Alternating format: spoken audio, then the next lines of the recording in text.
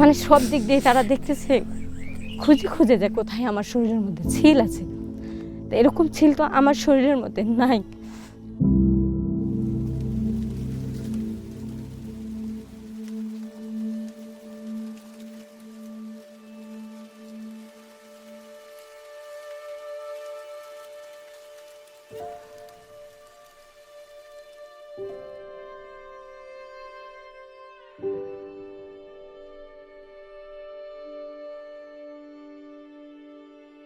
উনি যে আলাপগুলো করে, যে কথাবার্তাগুলো বলে, খুবই ভালো লাগে।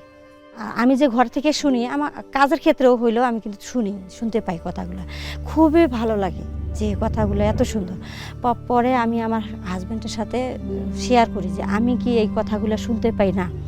তখন আমার হাজব্যান্ড বলল, হ্যাঁ শোনা যায়, তুমি শুনতে পারো।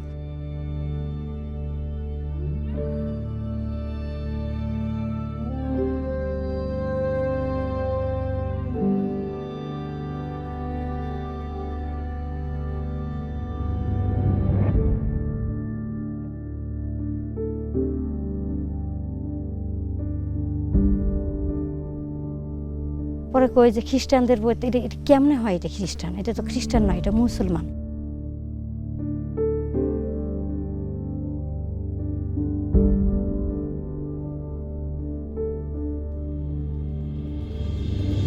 এই সত্যটা প্রকাশ করতে গিয়ে এমনি এমনি আমাদের খ্রিস্টান নাম বেশি উঠলো।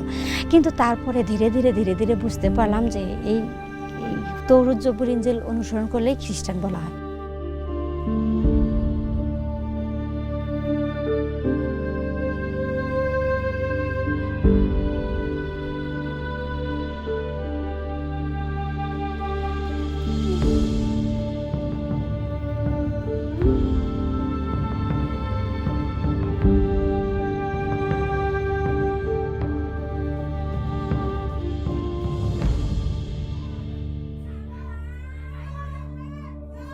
আর গ্রামের লোকেরা আমাকে, এই প্রতিবেশী এই পাশের লোকগুলা আমাকে 10-15 জন মহিলা এক জায়গায় আমাকে নিয়ে যায়। নিয়ে যাওয়ার পর মনে করেন যে আমাকে যখন ডাকে, আমি তো কিছু বুঝতে পারি নাই যে তারা আমাকে ডাকলো। আমি জানি আমার এই কথাগুলো শোনার জন্যই ডাকলো। এই এখন মহিলাদের মধ্যে ঢুকে আমাকে এখন বলতেছে যে, তুই যে খ্রিস্টান হয়েছিস, তোকে ছিল কোথায় দিছে, আমরা তো ছিল দেখবো। তারা মনে করেন যে আমার সামনে পিছনে, মানে সব দিক দিয়ে তারা দেখতেছে, খুঁজে খুঁজে যে কোথায় আমার শরীরের মধ্যে ছিল আছে।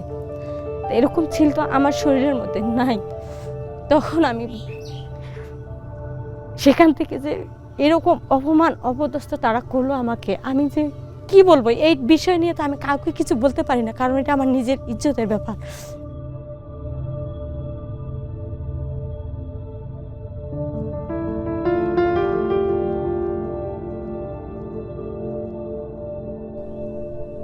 মানে ডেট করছিল, এমন একদিন ডেট করছিল যে অমুক দিন আমরা তার বাসায় গিয়ে আমরা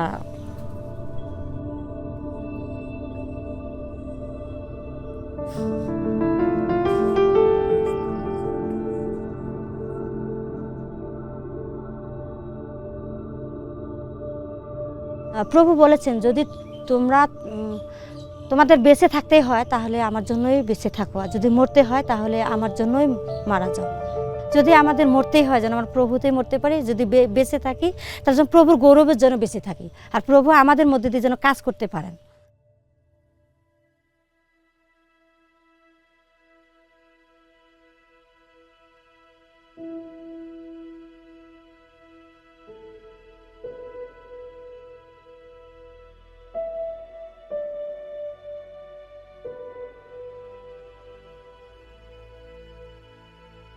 এটা নারীদেরকে নিয়ে করতে হয়, যে যেমন অনন্য আমরা যেমন মুসলিমদের মধ্যে যেমন কোনো নারীদের কোনো গুরুত্ব নাই, কিন্তু আমরা যারা ইসাইদের মধ্যে নারীদেরকে গুরুত্ব দেওয়া হয়। নারীরাও যেন বেহেশতে যাইতে পারে, এবং এক একজন নারীরাও যেন প্রত্যেকজন অনন্য হয়ে উঠতে পারে।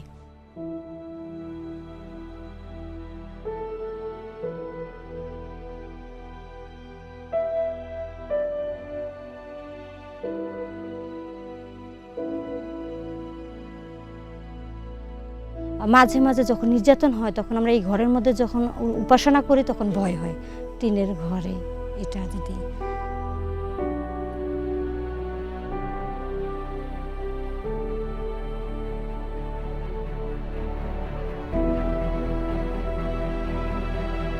আমাদের বাংলাদেশি নারীদের, মুসলিম সমাজের মধ্যে নারীরাও অবহেলিত। তারা যেন প্রভুকে জানতে পায়, তারা যেন বেহেশতে যাইতে পারে। আমরা যেমন জেনেছি এত নির্যাতন হওয়ার পরও আমরা প্রভুতে বিশ্বাস হয়ে স্থির আছি। প্রার্থনা করবেন আমরা যেন স্থির থাকি এবং আমাদের মধ্যে দিয়ে যেন অনেক নারীরাই পরিত্রাণ পায়।